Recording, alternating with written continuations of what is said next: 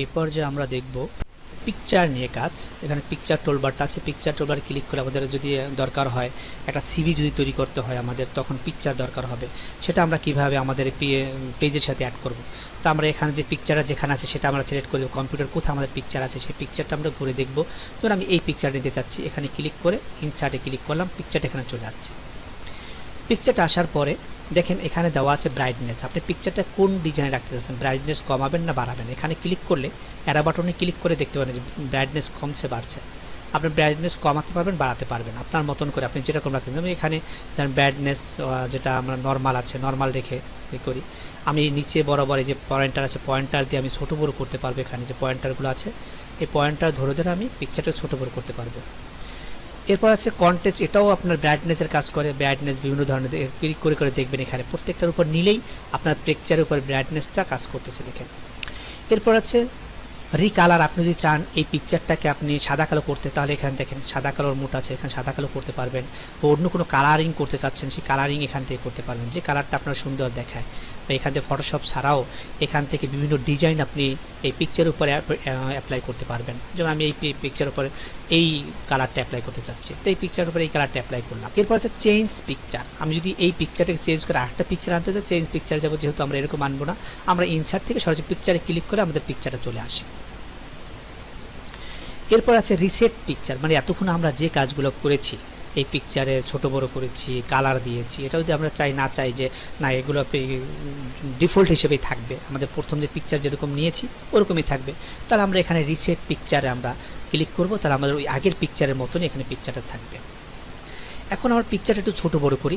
আমরা যদি এই কর্নারে পয়েন্টার আছে কর্নার ধরে যদি ছোট করি, আমরা পিকচারটাকে ছোট করতে পারবো। আবার আরেকটু ছোট করতে চাইলে আরেকটু ছোট করতে পারবো। আমরা পিকচারটা ছোট ছোট ডিজাইন করতে, পিকচারের চতুর্পাশে ডিজাইনটা সুন্দরভাবে করবো।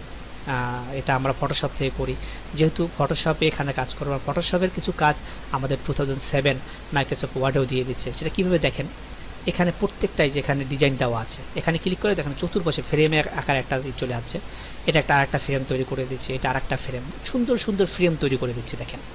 আপনি দেখলেও অনেক ভালো লাগবে। আপনি যে ফ্রেমটা এখানে দরকার হবে সেই ফ্রেমটা এখান থেকে নিয়ে নেবেন, গোলাকার ফ্রেম, বৃত্ত আকারে যে ফ্রেমটা নিতে চান। এরপর এখানে ক্লিক করলে আরও অগণিত ফ্রেম পাবেন, অনেক সুন্দর সুন্দর দেখেন, অনেক সুন্দর সুন্দর ডিজাইন করা এখানে ফ্রেম আছে। আপনার যে ফ্রেমটা দরকার সেই ফ্রেমটা এখান থেকে নিয়ে আপনি ব্যবহার করতে পারেন। যেটা কত সুন্দর দেখাচ্ছে।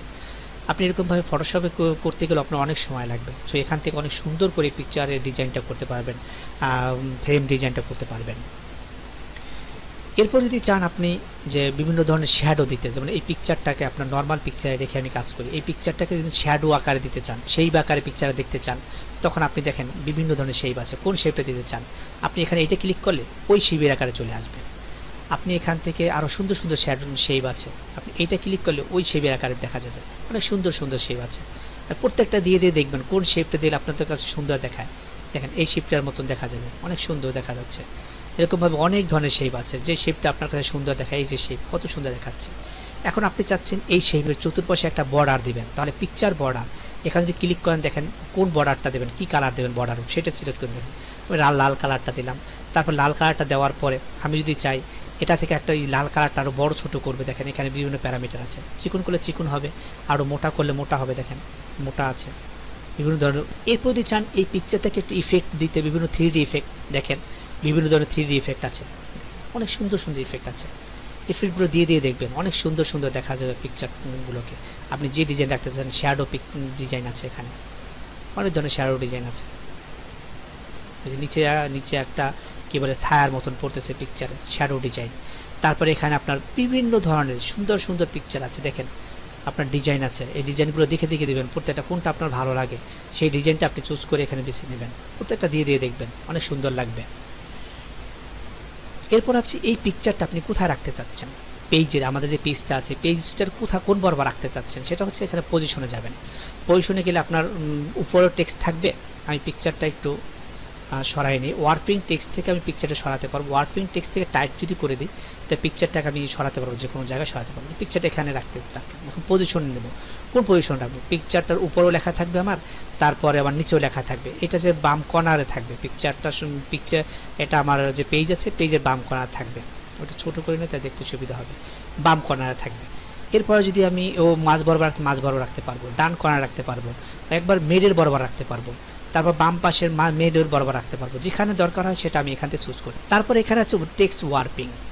টেক্সট ওয়ার্পিং হচ্ছে আমরা দেখতে পাচ্ছি যে এখানে একটু প্রথমে যে আমরা করেছিলাম যে টাইটটা করেছিলাম পিকচারটা লড়ানোর জন্য, যদি পিকচারটা প্রথম নিলেই এই পিকচার লড়ানো যায় না, তাই পিকচার যদি লড়াতে চান, এক জায়গা থেকে আরেকটা জায়গায় নিতে চান, তখন আপনি এখানে টেক্সট ওয়ার্পিংতে টাইট করতে হয়। টাইট করলে আপনি যে কোনো জায়গায় লড়াতে পারবেন। এরপর আছে আমাদের এটা ভিতরে স্কোয়ার। যদি আপনি চাচ্ছেন যে এই পিকচারের চতুর্পাশে লেখা থাকবে, যেমন আপনি পিকচারে যেখানে যে বরাবর রাখবেন তার চতুর্পাশে লেখাটা দিতে পারবেন, তখন আপনি স্কোয়ার করে দেবেন। এরপর আছে বিহাইন্ড টেক্সট। যদি বিহাইন্ড টেক্সট ক্লিক করেন তার লেখাগুলো উপরে চলে যাবে, পিকচারটা নিচে চলে যাবে, পুরো লেখাগুলোর নিচে পিকচারটা চলে যাবে। এরপর আছে আপনার ইন ফন্ট অফ টেক্সট। আপনি যদি চান যে পিকচারটা উপরে থাকবে লেখাগুলো নিচে থাকবে, তা আপনি ইন ফন্ট অফ টেক্সট করে দেবেন। থ্রোআউট এটাও স্কোয়ারের কাজ করে, চতুর্পাশে পিকচারের চতুর্পাশে আমাদের লেখাগুলো থাকতে পারে, এরকমভাবে তৈরি করতে পারবো আমরা।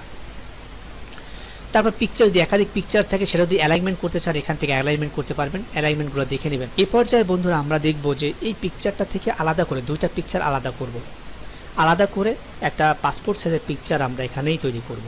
ফটোশপে আমাদের যাওয়া দরকার হবে না। আমরা সেটা কীভাবে করবো, যেমন এখানে পিকচারটা থাকা অবস্থায় এখানে ক্রপ আছে, ক্রপে ক্লিক করলে আমরা এখান থেকে যে আমাদের পয়েন্টারগুলো দেখাই দিয়েছে, আমরা এখানে পয়েন্টারে টেনে আমি এই বরাবর নিয়ে আসি, আবার এই পয়েন্টারটা ধরে এই বরাবর নিয়ে আসি, এই নিচের পয়েন্টারটা ধরে আমি এই বরাবর নিয়ে আসি। আমার যতটুকু দরকার হয় পিকচার ততটুকু আমি এখানে এই বরাবর নিয়ে আসি। নিয়ে আসার পর ইন্টার চাপলে আমার ওই পিকচার ততটুকুই থাকবে। এখন এই পিকচারটাকে যদি আমি চাই যে এখানে কতটুকু বাই কত রাখবো, সেটা এখান থেকে আমি করে দিতে পারবো। যেমন হাইট থাকবে 1/9 আর এটা থাকবে 1.5।